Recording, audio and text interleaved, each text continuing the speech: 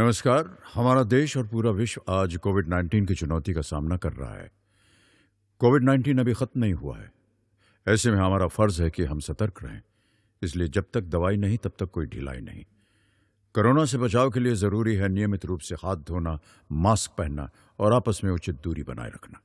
याद रखिए, 2 गज दूरी, मास्क है जरूरी। खांसी, बुखार या सांस लेने में कठिनाई होने पर हेल्पलाइन नंबर 1075 पर संपर्क करें। आज की इस कक्षा में आप सभी का स्वागत है। मैं नीलम पटेल, उच्च माध्यमिक शिक्षक, उच्चतर माध्यमिक विद्यालय अकबरपुर भोपाल से।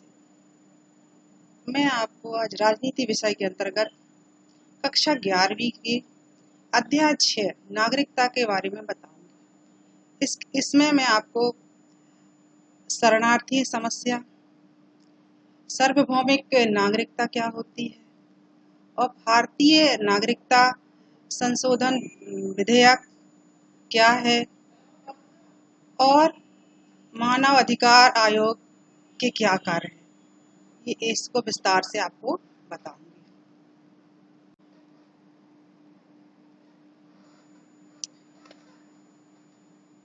अभी हमने पिछली कक्षा में पढ़ा था नागरिकता क्या होती है, नागरिकता प्राप्त करने की क्या विधियां हैं, नागरिकता कैसे समाप्त हो जाती है। अब इसके आगे हम चलेंगे, लेकिन उसके पहले मैंने आपको कुछ प्रश्न दिए हुए थे। उन प्रश्नों के आपको उत्तर देने हैं। मैंने तो आपके लिए तैयार करके रखे हैं, लेकिन आपने क्या अपनी किताब में या कॉपी में लिख के रखा है क्या प्रश्न? जैसे नागरिकता किसे कहते हैं, ये मैंने आपको प्रश्न दिया था। तो नागरिकता, जैसे मैंने आप लोगों को पहले भी बताया था, कि एक राजनीतिक कानूनी स्थिति है जिसके अंतर्गत कुछ अधिकार प्राप्त होते हैं नागरिक को, सामाजिक राजनीतिक अधिकार, और उसे राज्य के लिए कुछ कार्य भी करने होते हैं, उसे नागरिकता कहते हैं। तो ये आप लिख सकते हैं, थोड़ा विस्तार से बता देना आप उसको कि सामाजिक कार्य क्या होते हैं, राजनीतिक कार्य क्या होते हैं, आर्थिक कार्य क्या होते हैं और उसके क्या कर्तव्य होते हैं। जैसे नैतिक कर्तव्य मैंने बताया था, वैधानिक कर्तव्य बताया था। इस तरह आप उसको लिख सकते हैं। इसके बाद एक क्वेश्चन और था, मानव अधिकार दिवस कब मनाया जाता है? तो आपको पता होगा, हर 10 दिसंबर को, मैंने पिछली क्लास में बताया था कि संयुक्त राष्ट्र संघ द्वारा 1948 को 10 दिसंबर को मानव अधिकार दिवस की घोषणा की। तब से हम प्रति वर्ष 10 दिसंबर को मानव अधिकार दिवस मनाते हैं। अब मैंने आगे क्वेश्चन एक दिया था कि नागरिकता के प्रमुख प्रकार। तो आपको पता होगा कि नागरिकता 2 प्रकार की होती है, मैंने पहले भी बताया है आपको। तो नागरिकता, एक प्राकृतिक नागरिकता और दूसरी देशीकृत नागरिकता। प्राकृतिक नागरिकता जो जन्म और वंश के आधार पर जो नागरिकता प्राप्त होती है वो प्राकृतिक नागरिकता होती है, और देशीकृत नागरिकता वो नागरिकता होती है जिसके अंतर्गत व्यक्ति विदेशी जिस देश की नागरिकता चाहता है उस देश की रजिस्ट्रेशन के द्वारा अपनी नागरिकता प्राप्त कर सकता है। तो ये मैंने 3 प्रश्नों को उत्तर दिए। इसके बाद एक और प्रश्न मैंने दिया था, अधिकारों का मानव जीवन में क्या महत्व है? अधिकारों का मानव जीवन में क्या महत्व है? तो अधिकार मानव जीवन के लिए बहुत महत्वपूर्ण है। मनुष्य के सार्वजनिक विकास के लिए, संपूर्ण विकास के लिए अधिकार बहुत जरूरी है। बिना अधिकार के मनुष्य का विकास नहीं हो सकता, चाहे वो सामाजिक अधिकार, राजनीतिक अधिकार और आर्थिक है। सभी अधिकारों के अंतर्गत उसका विकास होता है। समानता का अधिकार को समानता रहने के लिए सिखाता है, शिक्षा उसकी समृद्धि करता है और आगे बढ़ने के लिए उसे मार्गदर्शन देती है। और सामाजिक अधिकार, आर्थिक अधिकार से वो अपनी संपन्नता स्थापित करता है, अपना जीवन यापन करता है। उसके बिना उसका कोई अस्तित्व नहीं है। अधिकार ही जीवन को आगे बढ़ाते। स्वतंत्रता का अधिकार आदमी को जीवन के लिए आगे बढ़ाने के लिए और उनको सही मार्गदर्शन के लिए स्वतंत्र विचार होना बहुत जरूरी है। बिना स्वतंत्र विचार के आदमी किसी प्रकार का कार्य नहीं कर सकता। राजनीतिक अधिकार भी बहुत जरूरी है। राजनीतिक अधिकार के बिना प्रजातंत्र का अस्तित्व ही नहीं है। जब तक जनता के पास अधिकार नहीं होंगे, नागरिकों के पास अधिकार नहीं होंगे, प्रजातंत्र का क्या अस्तित्व? प्रजातंत्र का निर्माण ही जनता के अधिकारों से हुआ है। तो इस प्रकार आप अच्छे से लिख सकते हैं कि नागरिक अधिकारों का महत्व जीवन में बहुत है। इसके बाद एक और क्वेश्चन मैंने दिया था आपको, नागरिकता प्राप्त करने के तरीके। तो आप नागरिकता किस तरीके से प्राप्त कर सकते हैं। तो मैंने पहले आपको बताया है कि नागरिकता किस तरह से प्राप्त की जा सकती। कई विधियां हैं उसकी, विवाह द्वारा, देशीकरण द्वारा, भूमि क्षेत्र सम्मिलित करने के द्वारा, प्रवासी नागरिकता, इस तरह कई प्रकार की नागरिकता है और उससे आप नागरिकता प्राप्त कर सकते हैं। ये थे हमारे अभी जो प्रश्न मैंने दिए थे उनके उत्तर। आप अपनी कॉपी में जरूर इसको लिखें। परीक्षा में इनमें से कोई क्वेश्चन जरूर, 1 या 2 क्वेश्चन जरूर आएंगे। मानव अधिकार दिवस कब मनाया जाता है, ये बहुत इंपॉर्टेंट है।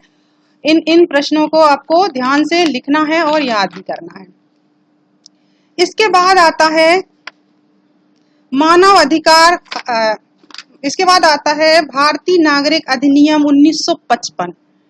तो मैंने आपको पहले भी बताया है कि संसद को ये अधिकार है कि वो समय समय पर आवश्यकता अनुसार समान बहुमत से नागरिकता बिल को पास कर सकता है, उसमें परिवर्तन कर सकता है, संशोधन कर सकता है। इसी के तहत 1955 में भारतीय संसद ने कुछ परिवर्तन किए थे जिस नागरिकता पर, जिसमें जन्मजात नागरिकता व्यक्ति को जन्म से ही प्राप्त होती। जिस व्यक्ति का जन्म 25 जनवरी 1950 के बाद भारत में हुआ है, वो जन्मजात नागरिकता उसको मिल जाती, वो यहीं का नागरिक है, भारत का ही नागरिक है। वंश अनुगति के आधार पर भी नागरिकता प्राप्त होती है। जैसे 26 जनवरी 1950 को या उसके बाद वह भारत से बाहर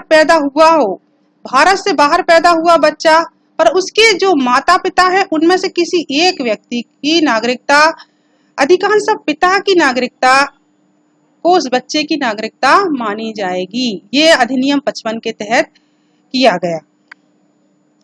पंजीकरण द्वारा भी नागरिकता प्राप्त होगी। जो लोग 26 जुलाई 1947 के पश्चात पाकिस्तान से भारत आए लोग भारतीय अधिकारी के समक्ष नागरिकता के अधिलेखों में पंजीकृत करा के नागरिकता हासिल कर सकते हैं। एवं विदेशी जो महिलाएं हैं जिन्होंने भारतीय नागरिकों से विवाह कर लिया है, वो अपने प्रार्थना पत्र देकर नागरिकता को प्राप्त कर सकती हैं। इसके अलावा देशीकरण द्वारा भी नागरिकता प्राप्त होती है। हर देश में अलग अलग नियम होते हैं कि कितने समय तक व्यक्ति नवीन संस्था में रहे और उस नवीन देश में रहे और फिर उसको नागरिकता दी जाए।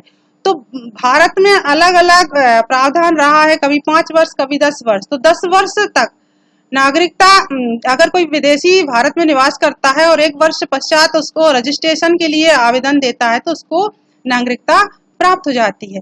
भूमि विस्तार द्वारा भी नागरिकता प्राप्त की जाती है।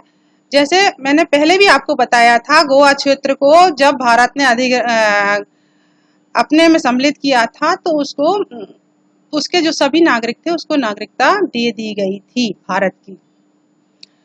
ये हमने समझा अभी भारतीय नागरिक अधिनियम 1955। इस अधिनियम के तहत बताया गया है कि 10 वर्ष निवास करने के बाद 1 वर्ष पश्चात रजिस्ट्रेशन आवेदन करने पर रजिस्ट्रेशन हो जाता है और भूमि विस्तार के द्वारा भी नागरिकता प्राप्त होगी और पिता की नागरिकता ही बच्चे की नागरिकता कहलाएगी। और जो 1947 के बाद भारत आए हैं पाकिस्तान से जो शरणार्थी, उनकी नागरिकता के बारे में इसमें बताया है। अब आपकी जो पाठ्य पुस्तक है, जो नई पुस्तक आई हुई है, उसमें आपको एक प्रश्न दिया गया है कि आप्रवासन का स्थानीय लोग विरोध क्यों करते हैं। तो आपको मैं बताऊंगी कि आप्रवासन क्या होता है और स्थानीय लोग उनका विरोध क्यों करते हैं। उसके साथ साथ उसमें यह भी एक उसी के साथ जुड़ा हुआ क्वेश्चन है कि आप्रवासन से अर्थव्यवस्था पर क्या प्रभाव पड़ता है। तो सबसे पहले हम देख लें कि आप्रवासन होता क्या है। आप्रवासन से तात्पर्य जब कोई एक राज्य से व्यक्ति दूसरे राज्य को किसी रोजगार के कारण, किसी और समस्या के कारण दूसरे राज्य में प्रवेश करता है तो वो उस राज्य में आप्रवासी कहलाता है। और जब वो दूसरे राज्य से आता है और दूसरे राज्य में प्रवेश करता है तो वहाँ के जो लोग होते हैं, वहाँ के जो स्थानीय लोग होते हैं, उन्हें थोड़ी समस्या हो जाती है। उन्हें ये समस्या हो जाती है कि इन लोगों के आने से उनके अधिकार छिन जाएंगे, उनके जो आर्थिक अधिकार हैं, उनके संसाधन जो हैं, जो सीमित होते हैं, वो उनका विभाजन हो जाएगा और उन्हें उतना अधिकार नहीं मिल पाएगा। उसके साथ साथ जो जनसंख्या में भारी वृद्धि होगी जिससे रोजगार की समस्या उत्पन्न होगी। उसके साथ ये भी है कि जो वो लोग आते थे बड़ी मात्रा में आने पर वो जो नए लोग आए हुए हैं वो बहुसंख्यक हो जाते हैं और जो निवास कर रहे हैं वास्तव में वो अल्पसंख्यक हो जाते हैं। इससे बड़ी समस्या उत्पन्न हो जाती है और इनमें जो नई जो बाहर से आए हुए लोग और जो वहीं रह रहे स्थानीय लोग दोनों में एक स्पर्धा की भावना जागृत हो जाती है और वो आपस में एक दूसरे के प्रति हीन भावना, एक दूसरे के प्रति स्पर्धा स्थापित कर लेते हैं और संघर्ष उत्पन्न होते हैं। और अगर इनमें और असामाजिक तत्व शामिल हो जाएं तो विद्रोह हो जाता है। इस तरह की समस्या उत्पन्न हो जाती है आप्रवासन से। अब हमारा क्वेश्चन है कि ये आप्रवासन से अर्थव्यवस्था पर क्या प्रभाव पड़ता है। तो अर्थव्यवस्था पे आप्रवासन का दो प्रकार से प्रभाव पड़ता है, सकारात्मक भी और नकारात्मक भी। तो सबसे पहले देख लेते हैं नकारात्मक क्या है। नकारात्मक में एक तो जनसंख्या वृद्धि हो जाती है, दूसरा वहां पे जो संसाधन सीमित होते हैं उनका विभाजन हो जाता है और देश में आर्थिक संकट उत्पन्न हो जाता है। इसके साथ साथ दूसरे राज्य से जो लोग आते हैं वो बहुसंख्यक हो जाते हैं और इनकी संख्या अल्पसंख्यक रह जाती है।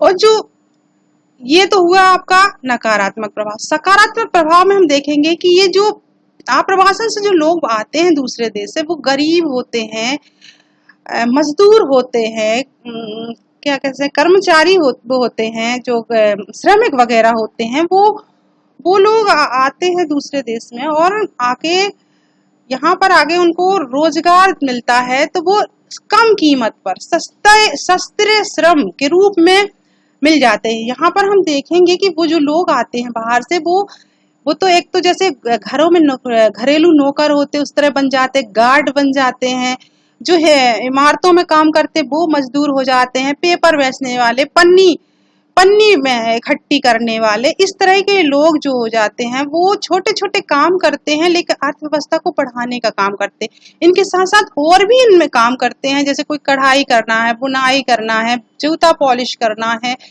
और पर्स बनाने का बहुत सारा काम। ये छोटा छोटा काम जो है ये लोग करते हैं। जो छोटे छोटे काम से भी अर्थव्यवस्था पर सकारात्मक प्रभाव पड़ता है। वहां के स्थानीय लोगों को सस्ते श्रमिक मिलते हैं और उनका काम सरल हो जाता, उनके अभाव में उनकी जीवन अस्त व्यस्त हो जाता है। तो हमने देखा ये प्रश्न आपके लिए बहुत इम्पोर्टेंट है। आप्रशासन का स्थानीय लोगों का विरोध और आप्रवासन से अर्थव्यवस्था पर क्या प्रभाव पड़ता है, इसको आपको तैयार करना है। अच्छे से इसको लिख के आप रख लीजिए, समझ में आ गया होगा आपको। आगे है हमारा एक चैप्टर शरणार्थी समस्या। शरणार्थी समस्या क्या है ये हम आपको बताएंगे। शरणार्थी वे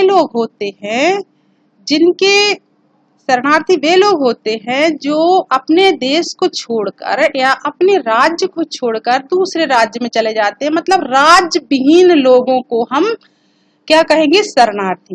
मतलब दूसरे देश पर आके वो शरण लेते हैं, उनको शरणार्थी कहा जाता है।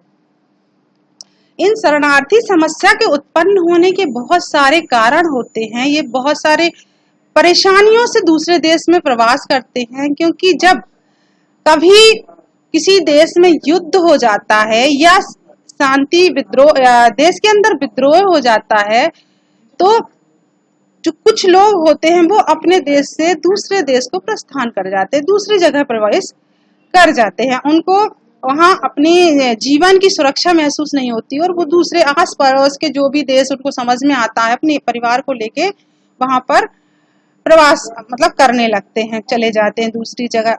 और भी कारण इसके होते हैं, क्योंकि ये लोग कभी कभी ऐसा होता है जब सुनामी या बाढ़ आ जाती है तो उस क्षेत्र को लोग छोड़ने के लिए मजबूर हो जाते हैं, तो वो कहीं ना कहीं तो प्रस्तावित होंगे और वो अपने आस पड़ोस के राज्यों में विस्थापित हो जाते और वहां रहने लगते हैं। उसके अलावा और भी अन्य कारण हैं, जैसे उनके अगर किसी राज्य में सांप्रदायिक दंगे हो जाएं या उनके बीच में किसी प्रकार की ईर्ष्या, प्रतिस्पर्धा, किसी प्रकार का संघर्ष उत्पन्न हो जाए तो कुछ लोग उस देश को छोड़कर दूसरी जगह प्रस्तावित हो जाते हैं। बाढ़, अकाल के कारण भी लोग एक जगह से दूसरी जगह प्रस्तावित हो जाते हैं, आप्रवासन कर लेते हैं।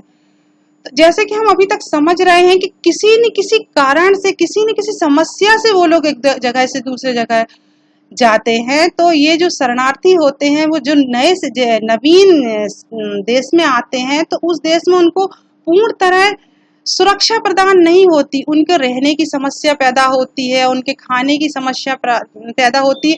कई कई वर्षों तक तो वो शिविर में रह जाते हैं, जो शरणार्थी शिविर बनाए जाते हैं उस देश के नवीन देश में, उन शिविरों में उनका जीवन यापन हो जाता है। तो ये उनके लिए एक बहुत कठिन समस्या है, क्योंकि जो नवीन देश है वो उनको उतनी सुविधा नहीं दे पाता है जो सुविधा उनको चाहिए।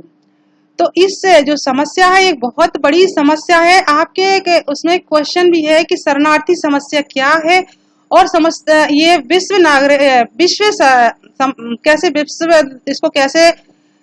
स्तर पर कैसे इसको समाप्त किया जाए, इस तरह आपको प्रश्न भी है।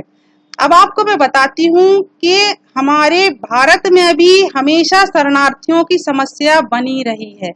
हमारे भारत में प्राचीन काल से ही बहुत लोगों को शरण दी है, और चारों तरफ से हमारे यहाँ शरण लेने वाले या शरणार्थी आते रहे हैं। चाहे आप पाकिस्तान से देख लीजिए, अफगानिस्तान से देख लीजिए, सीरिया से देख लीजिए, हमारे यहाँ नागरिक आते रहे। नेपाल, भूटान, म्यांमार, बांग्लादेश, श्रीलंका, चारों तरफ से हमारे यहाँ शरणार्थी शरण लेते रहे हैं। इसी के अंतर्गत एक चकमा शरणार्थी जो बांग्लादेश से भारत में आते हैं, उनके बारे में मैं थोड़ा सा आपको बताना चाहूंगी। ये जो चकमा शरणार्थी हैं ये बांग्लादेश के निवासी हैं। आपको पता है कि भारत और पाकिस्तान का जब विभाजन हुआ तो भारत और पाकिस्तान दो भागों में विभाजित हुआ था, एक पूर्वी पाकिस्तान और एक पश्चिमी पाकिस्तान। तो जो पूर्वी पाकिस्तान था 1971 में उसे बांग्लादेश बना दिया गया। तो जो बांग्लादेश है वो बांग्लादेश से कुछ जो शरणार्थी हैं वो भारत में अक्सर आते रहते हैं, उनको चकमा शरणार्थी कहा जाता है। जब भारत स्वतंत्र हुआ तो ये जो चकमा जनजाति के जो लोग हैं वो पूर्वी पाकिस्तान में निवास करते थे। उनकी इच्छा थी कि जब विभाजन हुआ है तो विभाजन हिंदू मुस्लिम संप्रदाय पर हुआ है कि हिंदू लोग हिंदुस्तान में रहेंगे और पाकिस्तानी जो मुस्लिम इस्लाम धर्म के लोग हैं वो पाकिस्तान में रहेंगे। परंतु जो चकमा शरणार्थी थे वो बौद्ध अनुयायी थे, वो बौद्ध धर्म को अपनाए हुए थे, और उनकी इच्छा थी कि वो भारत में मिल जाएं, भारत में उनको रखा जाए। उन्होंने आके हमारे प्रधानमंत्री श्री पंडित जवाहरलाल नेहरू से उन्होंने मुलाकात की, उनके हेड ने, परंतु उनको कोई आश्वासन नहीं दिया गया और वे उनको वहीं रहना पड़ा। जब भारत स्वतंत्र हुआ तो 14 अगस्त को जब पाकिस्तान का स्वतंत्रता दिवस होता है, उस दिन उन्होंने पूर्वी पाकिस्तान में स्वतंत्रता का अपना झंडा फहराया। जब उन्होंने अपना झंडा फहराया तो वहां के जो बहुसंख्यक थे इस्लाम धर्म के, उन्होंने तो पाकिस्तान का झंडा फहराया, लेकिन जो चकमा जनजाति के लोग थे उन्होंने अपने हिंदुस्तान का झंडा फहराया। इससे इस्लाम जो वहां के जो बहुसंख्यक थे और चकमा शरणार्थियों के बीच एक स्पर्धा हो गई, निरंतर इनके साथ झगड़ा होता रहा, प्रतिस्पर्धा बढ़ती गई और इनको एक प्रकार से वहां पर प्रताड़ित होना पड़ा। उसके बाद वहां की सरकार ने एक निर्णय किया कि जहां पे चकमा शरणार्थी रहते, इनकी बहुत कम संख्या थी, ये मात्र 10% लोग थे, बाकी बहुल्य 90% इस्लाम लोग थे। तो जिस जगह पर ये लोग निवास करते थे वहां पर एक परियोजना उन्होंने लाई जिसके अंतर्गत एक बांध बनाया जाएगा। आपको पता है बच्चों कि जब बांध बनाया जाता है तो उस जगह के निवासियों को कहीं और विस्थापित किया जाता है, कहीं और उनको ले जाके रखा जाता है। तो क्या हुआ कि जब बांध बनाने का कार्यक्रम स्टार्ट हुआ तो यहाँ के जो चकमा जो जनजाति के लोग थे उन्हें वहां से विस्थापित होना पड़ा। तो वो लोग हमारे पश्चिम बंगाल, असम और त्रिपुरा क्षेत्र में, अरुणाचल प्रदेश में जाके बस गए। ये बड़ी संख्या में लोग आए थे, बहुत लाखों में लोग आए थे और यहाँ पर आके बस गए। इनके लिए ये बहुत दिन तक भारत में निवास किया। फिर भारत में कुछ इनके लिए नियम बनाए गए कि इनको कुछ नागरिकता दी जाए, ये इतने सालों से इस देश में रह रहे तो इनको कुछ नागरिकता वगैरह की व्यवस्था की जाए। तो भारत सरकार ने जब जो लोगों का 14 वर्ष रहते हो गया भारत में, उनको नागरिकता प्रदान की गई और ये चकमा शरणार्थी आज भी भारत में निरंतर चले आ रहे हैं और अभी भी भारत में वो शरण ले रहे हैं। इसके बाद आपकी उसी क्वेश्चन में है शरणार्थी समस्या क्या है और वैश्विक नागरिकता उसको कैसे प्रभावित करती है या उस शरणार्थी समस्या को कैसे हल कर सकते हैं, ये आपकी पाठ्य पुस्तक में क्वेश्चन दिया हुआ है। तो मैं आपको बताती हूँ कि वैश्विक नागरिकता क्या है। आज इंटरनेट का जमाना है, आज हम घर बैठे दुनिया भर का समाचार देखते हैं, दुनिया भर की खबरें हमें क्षण भर में मिलती है। अगर कहीं कुछ घटना होती है, कुछ दुर्घटना होती है तो हम टीवी खोलते हैं और न्यूज़ चैनल पर हमें ये घटनाएं दिखाई देती हैं। तो हम जब देखते हैं कि कहीं सुनामी आ गई, कहीं आतंकवादी हमला हो गया, कहीं बीमारी फैली है, तो हम अपनी आत्मा को एकदम, हमारा जो मन है वो संवेदनशील हो जाता है और उस देश के नागरिकों को जहां पर ये घटना घटी है उनके लिए कुछ करने के लिए, उनको कुछ हक दिलाने के लिए, उनकी समस्या के निदान के लिए कुछ सोचने लगते हैं। बहुत सारे लोग तो जो बहुत पैसे वाले हैं वो फंड भी देते हैं, वहां जाके अपना योगदान भी देते हैं। कहीं भूकंप आया तो जो अपना श्रम दान देते हैं, कहीं सुनामी आई तो वहां जाके अपना योगदान देते हैं। तो ये जो भावना जागृत होती है हमारे अंदर, तो वो जो भावना है वो हम उन पीड़ितों के लिए करते हैं जो दूसरे देश के हैं, जो दूसरे देश में हैं, क्योंकि हमें उनसे एक लगाव रहता है, एक इंसानियत का लगाव। तो जो हमारे देश में दूसरे देश से आए हुए शरणार्थी हैं, तो क्या उनके प्रति हमारी कोई संवेदना नहीं है?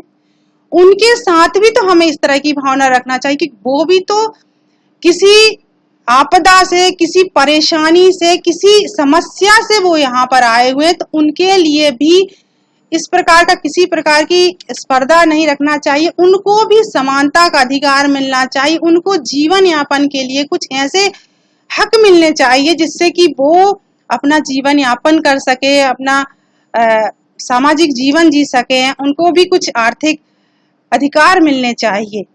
तो ये जो वैश्विक नागरिकता की जो कड़ी है उसके बारे में मैंने आपको बताया। इसके बाद मैं आपको बताती हूँ कि नागरिक अधिकार है उनके लिए क्या भारत में कोई संघर्ष हुए हैं। तो आपके ये पाठ्य पुस्तक में ये भी क्वेश्चन है, पाठ्य पुस्तक में ये भी क्वेश्चन है कि भारत में हुए संघर्षों के बारे में बताइए। तो आपको मैं मुख्य एक दो संघर्ष के बारे में बताती हूँ। जैसे एक लोकपाल कानून यह वह कानून है जिसके अंतर्गत भ्रष्टाचार पर अंकुश लगाने के लिए प्रयास किया गया था। भारत में बहुत भ्रष्टाचार फैला हुआ था और उसको रोकने के लिए समाज सेवी अन्ना हजारे द्वारा लोकपाल बिल को समर्थन किया गया और उन्होंने इसके लिए बहुत प्रयास किए और ये कानून पारित भी हुआ।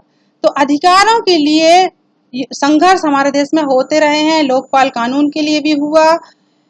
इसके बाद काले धन की वापसी के लिए भी एक आंदोलन हमारे देश में हुआ कि जो काला धन से तात्पर्य ऐसा धन जो नेताओं, मंत्रियों और बड़े बड़े जो उद्योगपति हैं उन लोगों ने जो अवैध रूप से धन कमाकर विदेश में बैंकों में, स्विस बैंकों में इकट्ठा करके रखा हुआ है, वो जो धन है वो भारत की जनता का है, उसमें भारत की जनता का अधिकार है और उस धन को वापस लाना देश का कर्तव्य है। इसके लिए बाबा रामदेव ने भी आंदोलन प्रारंभ किया और जनसंघ ने भी उनका साथ दिया और इसके लिए कई बार प्रयास किए गए कि बाहर का धन जो विदेशों में रखा हुआ है उसका उपयोग भारतीय जनता के लिए हो तो भारत की गरीबी आदि तो मिट ही सकती है।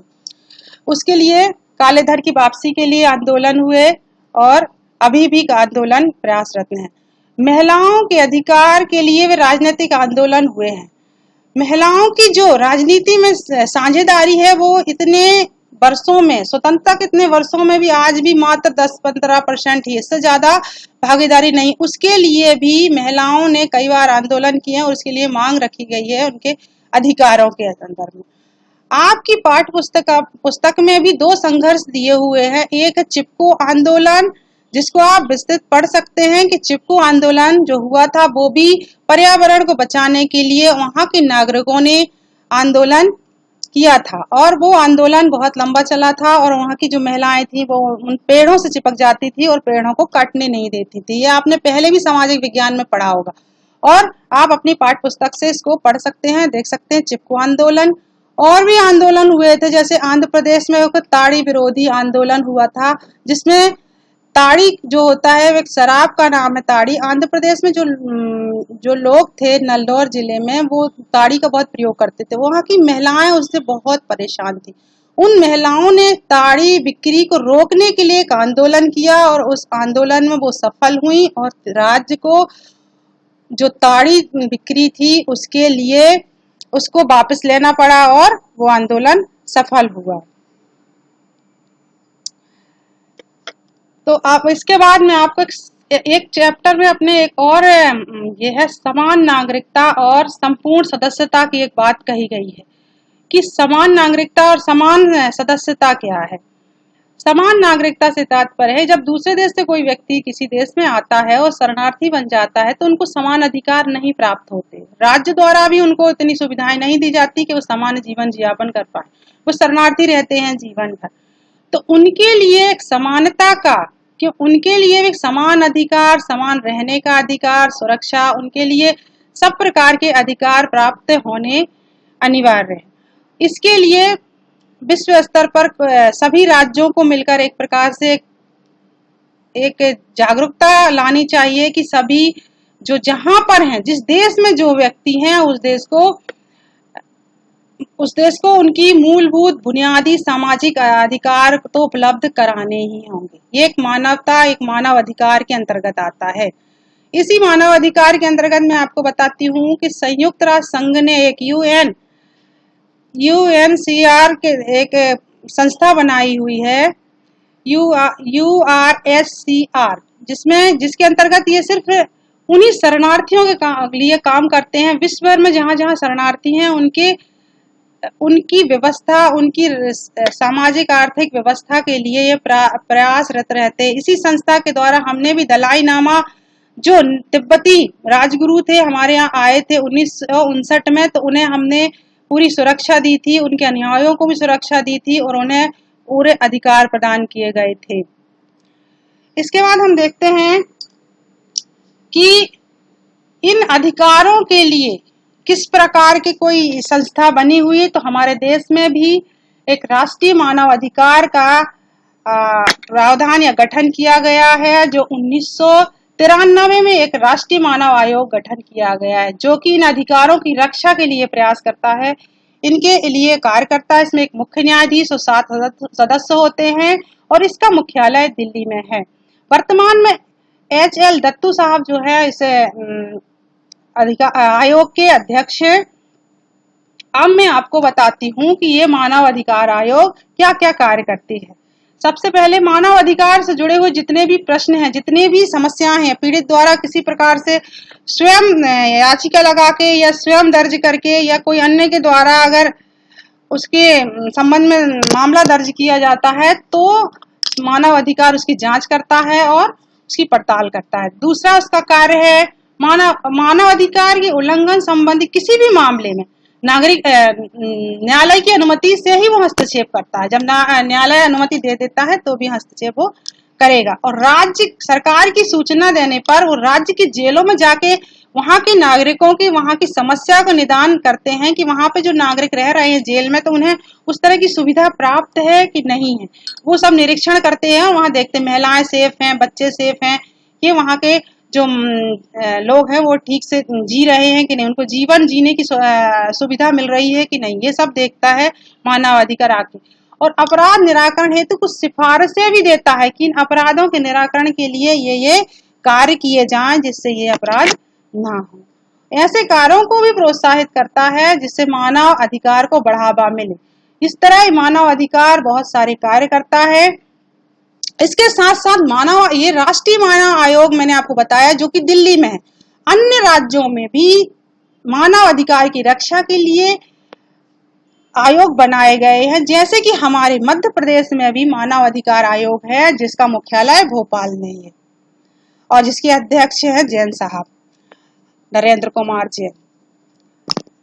अब मैं आपको कुछ प्रश्न दूंगी। ये तो हमारा लेक्चर था जो खत्म हो गया। मैं आपको इस पर कुछ प्रश्न देना चाहती हूँ, आप उसको अपनी कॉपी में लिख के रखिएगा।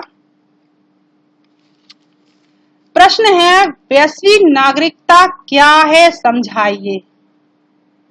वैश्विक नागरिकता क्या है समझाइए।